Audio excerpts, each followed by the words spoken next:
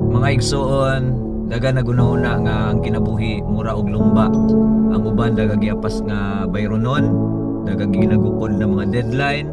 Ang uban kay na pressure na tungod sa ilahang edad, wala pa sila kauyab, wala pa sila kaminyo, or wala pa sila kaanak, or napoy uban nga wala pa kahuman sa eskwela, or ang uban siguro wala ka trabaho or wala pa ka establish og negosyo.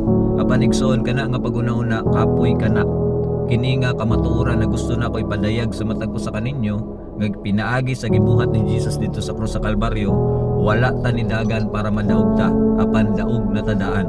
Ug kini gasa ni sa atong buhi nga Ginoo. Ang atong buhaton igsoon mao ang magpabilin sa iyang dalan kaysa man ang dalan. Dili importante kung hinay o paspas ka, basta husto ang imuhang padulngan. Kung ang Dios ang imong giuna, ang imong pagpadayon sa usa ka pagpahayag sa imuhang pagtuo, padayon lang ang imuhang kadaugan, sigurado na kay daog na kadaan. Ingon pa sa pulong sa Ginoo sa Philippians chapter 3 verse 14, I press on toward the goal to win the prize for which God has called me heavenward in Christ Jesus.